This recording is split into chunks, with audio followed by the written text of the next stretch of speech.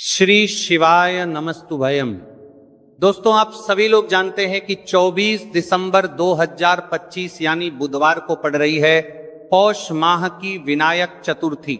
और दोस्तों, यह वह तिथि है जो पौष माह में पड़ने वाली सबसे बड़ी तिथि है, क्योंकि यह बुधवार विनायक चतुर्थी के दिन पड़ने वाली है। बुधवार को पड़ रही है और इसका बहुत ही बड़ा और विशेष महत्व होता है। अगर कभी भी मौका लग जाए और पौष माह की विनायक चतुर्थी पड़ जाए तो आप लोगों को माचिस की डब्बी वाला उपाय तो अवश्य ही करना चाहिए।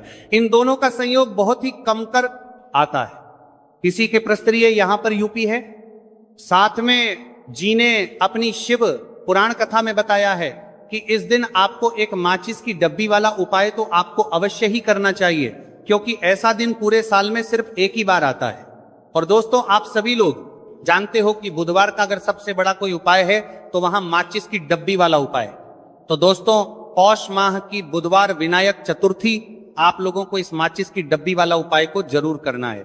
बहुत सारे लोग होंगे जिन माचिस की डब्बी लोगों ने इस उपाय अमितारिया को ना किया हो, मतलब पूरा साल निकल गया, उन्होंने किसी भी दिन इसे हरा नींबू वाला उपाय को ना किया हो। पर दोस्तों, आपके पास एक आखिरी मौका बचा हुआ है, जो कि 24 दिसंबर 2025 पौष माह की बुधवार विनायक चतुर्थी के दिन है। इस दिन आप लोगों को इस वाले उपाय विनायक चतुर्थी के दिन है कुछ जरूर कर लेना।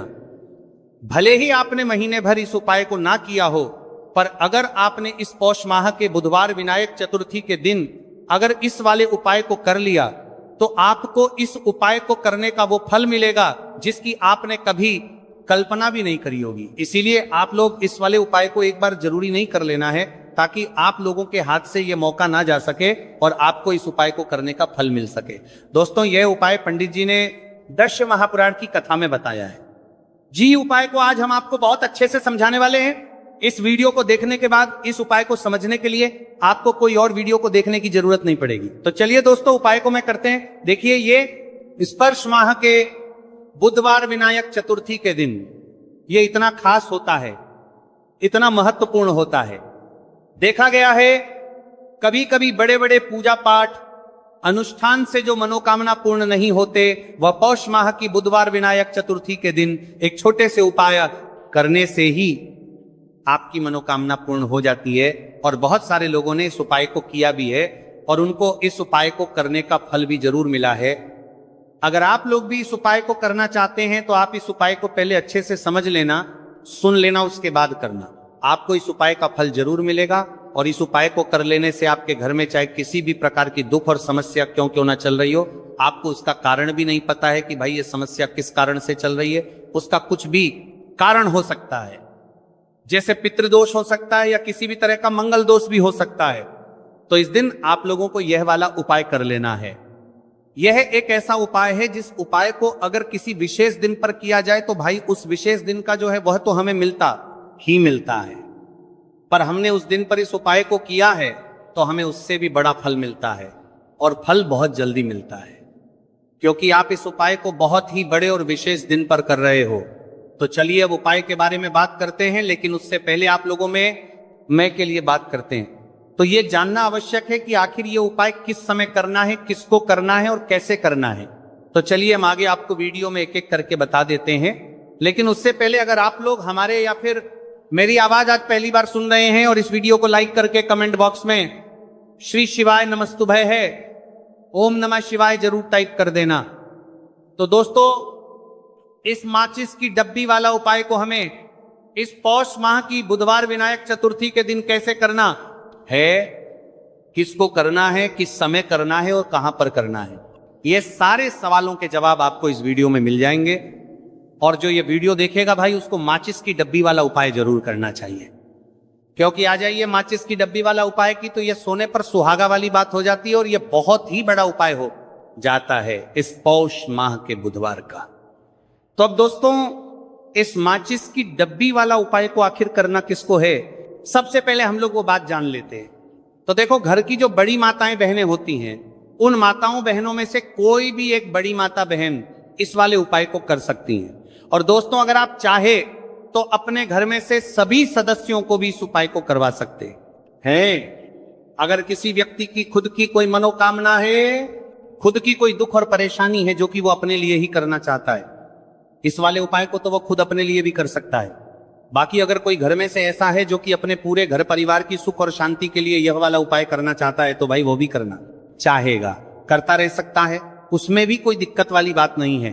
कहने का मतलब यह है कि इस उपाय को हर एक सदस्य भी कर सकता है और पूरे घर परिवार के सदस्य के लिए घर की बड़ी माताओं बहनों में से कोई एक माता बहन भी कर सकती है। माताएं बहनें अगर घर में उपस्थित ना हो या यह वाला उपाय ना कर पा रही हो, तो फिर घर का कोई बड़ा सदस्य भी इस माचिस की डब्बी वाला उपाय को कर सकता है, चाहे फिर वह पुरुष ही क्यों ना हो, उसमें कोई भी दिक्कत वाली बात नहीं है। उसके बाद में दोस्तों, और जो अगला प्रश्न निकल कर आता है वही यह आता है इस उपाय को लेकर के, आखिर इस उपाय को हमें किस समय करना है, सुबह के समय करना है कि शाम के समय करना है? तो देखो, इस वाले उपाय को आप लोग सुबह के समय भी कर सकते हो और शाम के समय प्रदोष काल में भी कर सकते हो। अब अगर आप पूछो कि भाई साहब सबसे उत्तम समय कौन रहेगा इस माचिस की डब्बी वाला उपाय को करने का, तो हम आपसे बस यही कहेंगे कि इस उपाय को आप सुबह के समय करेंगे तो ज्यादा बेहतर होगा। बाकी अगर प्रदोष काल शाम के समय भी करेंगे तो भी अच्छा होगा, उसमें कोई भी दिक्कत वाली बात नहीं है। तो अब दोस्तों, जो अगली सबसे बड़ी और महत्वपूर्ण बात आती है वह यह आती है कि सुबह अगर हम उपाय को करेंगे तो हमें कितने बजे से लेकर कितने बजे तक के बीच में करना है, और शाम के समय प्रदोष काल में करेंगे तो हमें कितने बजे से लेकर कितने बजे के बीच में करना है। तो देखो, सुबह जितनी जल्दी हो सके आप उपाय को करने की कोशिश करना। बाकी अगर किसी कारणवश लेट भी हो जाओ, थोड़ी देर भी हो जाए, तो 10 या 11:00 बजे तक भी आप उपाय कर लेना, पर 12:00 बजे से ज्यादा देरी ना हो, ठीक है? इस बात का ध्यान रखना। उसके बाद में दोस्तों, अगर शाम के समय प्रदोष काल की बात करें, प्रदोष काल का जो समय है होता है वह शाम के 6 से शुरू हो जाता है। मतलब शाम के 6 से लेकर 7 A के बीच का जो समय होता है, यह समय प्रदोष काल का समय होता है। तो आप इस उपाय को 7 या 8 के बीच में भी कर सकते हो। मतलब शाम के 6 से रात 8 के बीच में आप कभी भी इस वाले उपाय को कर सकते हो, उसमें कोई भी दिक्कत वाली बात नहीं है। तो देखो दोस्तों, सबसे पहला उपाय देखिए आपको क्या करना है। तो माचिस की डब्बी से आप अपने जीवन से 1000 क्या लाख क्या करोड़ों शत्रुओं का भी सफाया कर सकते हैं, और कभी भी आपके शत्रु, आपके दुश्मन आपको पलट कर देखें यह भी नहीं। अगर आपने इसकी डब्बी से छोटा सा उपाय कर लिया, तो जो लोग अपने जीवन में शत्रुओं से, दुश्मनों से बहुत परेशान हो चुके हैं, या जिन लोगों के ऊपर शत्रु बहुत कुछ किया कराया करवा रहे हैं, तो ऐसा समझ लीजिए कि जो भी बंधनवार क्रियाएं आपके जो भी पृथ्वी पर प्रछंद करती है, ऐसे आपके जो भी बंधनवार क्रियाएं वो जो भी बंधनवार शत्रु ने करवा रखी होंगी, आपके दुश्मन ने करवा रखी होंगी। किसी भी तरह से अगर आपके दुश्मन आपको नुकसान करना चाहते हैं, आपको हानि पहुंचाना चाहते हैं, या किसी भी तरह से आपको परेशान कर रहे हैं, कोई भी दुख, कोई कष्ट आपको दे रहे हैं, किसी भी आपकी संपत्ति पर, आपके व्यापार पर, आपकी दुकान पर उनकी बुरी नजर है, कुछ हड़पने की कोशिश कर रहे हैं, तो समझ लीजिए कि माचिस की डब्बी लेकर बहुत छोटा सा उपाय आप करेंगे, और जो शत्रु आपको अपनी ताकत दिखा रहे हैं, आज आपको परेशान कर रहे हैं, उनकी संपत्ति करी कर रहे हैं, जब परेशान कर रहे हैं कि बाहर कर रहे हैं, उनकी शत्रुओं की सारी अकड़ निकल जाए। माचिस की डब्बी के उपाय को अगर आप सही तरीके से कर लेते हैं तो देखिए, उपाय पूरा समझिए, सही से समझ के उपाय करेंगे तो 1% ये उपाय काम करता है, और जो भी आपके दुश्मन हैं या जो भी आपके शत्रु हैं उनका सफाया पूरी तरह से हो जाता है। तो इस उपाय को आप किसी भी दिन कर सकते हैं। दूसरी चीज, स्त्री पुरुष कोई भी इस उपाय को कर सकता है। ऐसा उपाय आज की वीडियो में लाए हैं जिसमें आपके कोई पैसे खर्च नहीं होने वाले, सिर्फ आपको एक नींबू से उपाय करना है। अब ये हरा नींबू ही है जो आपके जीवन से शत्रुओं का पूरी तरह सफाया कर देगा, और कभी भी दुश्मन और शत्रु आपको परेशान नहीं कर पाएंगे।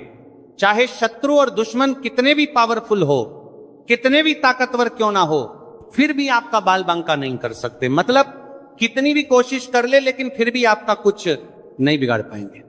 तो चलिए बात कर लेते हैं उपाय की। उपाय किस तरह से आपको करना है, तो देखिए, माचिस की डिब्बी में ये चीज रख देना, शत्रु खत्म, उसका जादू भी खत्म। आपके 1000 शत्रु हो, लाख शत्रु हो, या करोड़ी शत्रु क्यों ना हो, सिर्फ माचिस की डिब्बी में एक छोटी सी चीज आपको रखनी है। और जीवन से हमेशा के लिए शत्रु की छुट्टी हो जाएगी। मतलब चाहे आपके गुप्त शत्रु हो या फिर वो शत्रु जिन्हें आप जानते हैं, ऐसे दुश्मन जिन्होंने आपको बहुत परेशान कर रखा है, तो ऐसा समझ लीजिए अब माचिस की डब्बी आपके जीवन से शत्रुओं को दूर कर देगी। ऐसा अचूक और ऐसा उत्तम उपाय हम आपके लिए लेकर आए हैं कि इस उपाय को करते ही आपके शत्रुओं की बैंड बज जाएगी, शत्रु की सारी ताकत खत्म हो जाएगी, शत्रु कुछ करने के लायक नहीं बचेंगे। आज जो आपको अपनी ताकत दिखा रहे हैं, आपसे दुश्मनी निकाल रहे हैं, बिना गलती के भी अगर आपके साथ बुरा कर रहे हैं, ऐसा समझ लीजिए आज से उनकी उल्टी गिनती शुरू हो जाएगी। जब से आप इस उपाय को कर लेंगे, शत्रु मुक्ति का इतना अचूक उपाय आपके लिए लेकर आए हैं कि इस उपाय को करने से शत्रु को किलेगी, आप पूरी तरह परास्त भी हो जाएंगे और कभी जीवन में लौट कर नहीं आएंगे। मतलब गलती नहीं करेंगे आपको परेशान करने की, आपको कष्ट देने की, आपके ऊपर किया कराया करवाने की। और अगर उन्होंने कुछ करवा रखा होगा, जैसे बहुत सारे जो लोग होते हैं, जो शत्रु होते हैं, वो तांत्रिकों के पास, बहुत सारे लोगों के पास जाकर कुछ इस तरह का किया कराया करवा देते हैं कि व्यक्ति को हर तरफ से बर्बाद कर देते हैं। लेकिन आप विश्वास मानिए, जो उपाय हम आपके लिए लेकर आए हैं, इस उपाय को करने से आपके जीवन से शत्रु की छुट्टी भी होकर रहेगी और फिर कभी शत्रु आपको परेशान नहीं कर पाएंगे। इस उपाय को करने में आपका कोई एक रूप नहीं लगने वाला है, सिर्फ और सिर्फ आपको माचिस से ये उपाय करना है। और माचिस तो हर किसी के घर में होती है और माचिस से ही आप अपने शत्रुओं को, अपने दुश्मनों को अपने जीवन से निकालकर बिल्कुल दूर कर सकते हैं। कभी आपको शत्रु परेशान नहीं करेंगे जब माचिस का छोटा सा उपाय आप करेंगे। आपको माचिस में बस एक चीज रखनी है। कौन सी चीज है, कैसे रखनी है, किस दिन उपाय आपको करना है, पूरा आपको वीडियो में बताने वाले हैं। लेकिन उससे पहले आपको लगाना है जयकारा। देखिए, जयकारा सबसे पहले इसलिए लगा दीजिए क्योंकि जैसे ही जयकारा लगाते हैं, बालाजी महाराज की कृपा सीधे सीधे आपको मिलती है। तो पूरी सच्ची वाला श्रद्धा से जय श्री राम या जय बालाजी महाराज जरूर लिख दें, जिससे कि बालाजी महाराज का आशीर्वाद आपको और आपके पूरे परिवार को मिलता रहे। क्योंकि इनका आशीर्वाद जिन्हें मिलता है ना, कभी उनका हित नहीं होता, उनका हमेशा कल्याण ही होता है। इसीलिए और वीडियो को लाइक, चैनल जिन्हें की जीनों को दार करे को सब्सक्राइब जरूर कर लें, क्योंकि बालाजी महाराज के आशीर्वाद से आपकी समस्या के हल आपको मिलते हैं। ये वीडियो आप तक पहुंचती है, उपाय आप तक पहुंचते हैं, उन्हीं का आशीर्वाद है। तो उनका आशीर्वाद बना रहे और हमेशा आपके घर में धन, सुख, समृद्धि आए, ऐसी कृपा बालाजी महाराज आप पर करें। तो चलिए जल्दी से बात कर लेते हैं उपाय की।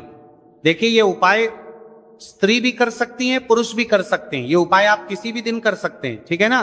बुधवार का दिन है, बुधवार का दिन है, बुधवार का दिन है। अमावस्या के दिन भी आप इस उपाय को कर सकते हैं। तो कहने का मतलब है किसी भी दिन आप इस उपाय को कर सकते हैं, क्योंकि एक टोटका है और टोटके किसी भी दिन आप कर सकते हैं, ठीक है ना। गुप्त शत्रु के लिए भी कर सकते हैं। और जिन लोगों को आप जानते हैं कि ये व्यक्ति मेरा शत्रु है, मेरा दुश्मन है, उसके लिए भी आप ये उपाय कर सकते हैं। किस समय करना है? सुबह, शाम, दोपहर, किस ई भी समय ये उपाय आप कर सकते हैं। तो चलिए बात कर लेते हैं उपाय की।